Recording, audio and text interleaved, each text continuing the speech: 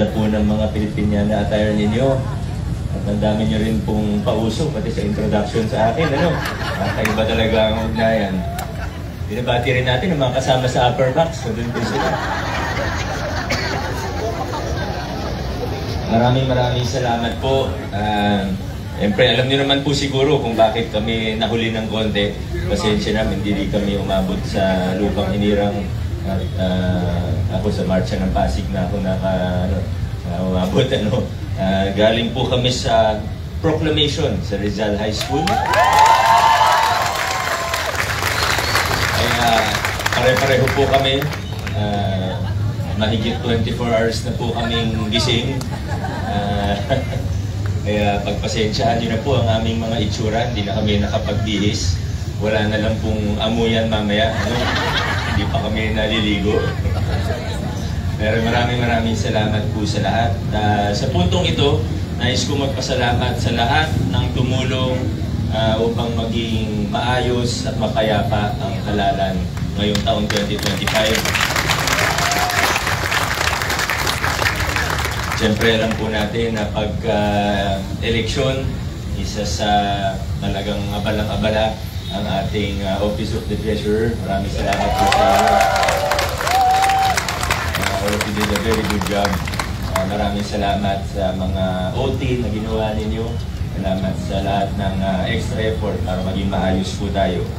Siyempre, hindi lang Office of the Treasurer, kundi pati ang ating OGS. Meron po ba tayo mga kasama sa OGS?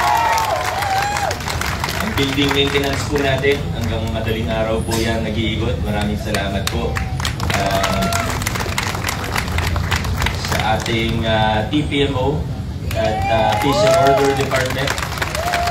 Gusto magkakambal po ang dalawang ito.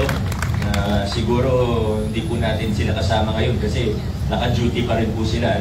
Nag-iigot pa rin po sila sa mga schools natin, sa mga presinto at sa lahat po.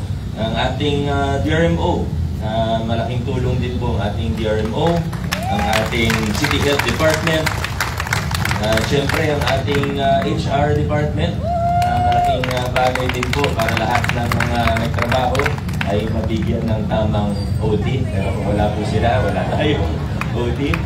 At siyempre MIS, yung MIS kasama ba dito ngayon? Hindi. Nasaan sila? Ayun, nakaharap ko pala si Sir JC.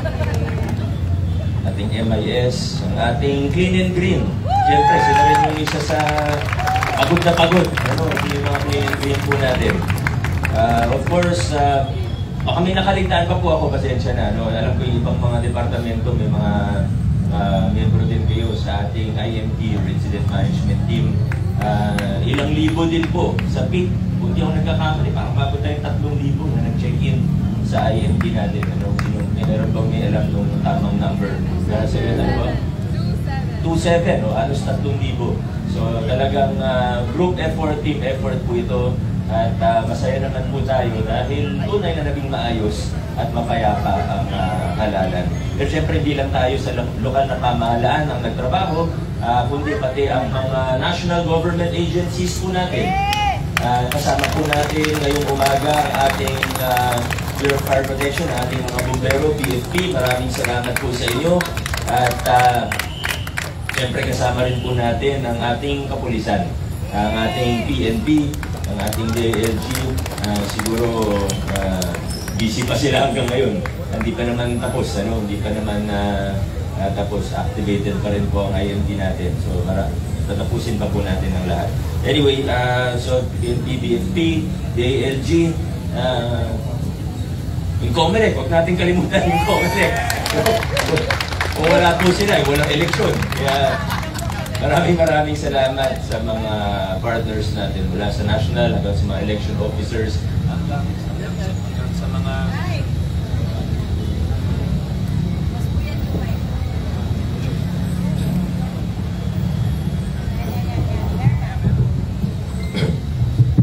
mga kababayan!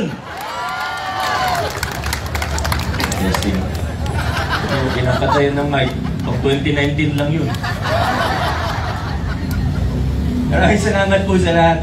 Sigurado po ako na may nakaligtaan ako dahil talagang team effort naman po ito. Marami po tayong, siyempre nandyan po yung ating mga staff ng Department of Education. Sila po yung,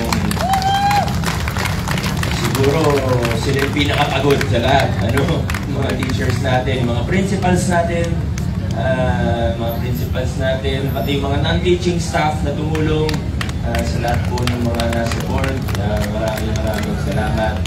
Kung di nakalimutan man akong banggitin, pasensya na po. Ang dami po talagang nagtrabaho para maging maayos ang lahat. Siguro yung Office of the City Mayor, huwag natin kalimutan. City Administrator's Office, huwag natin kalimutan.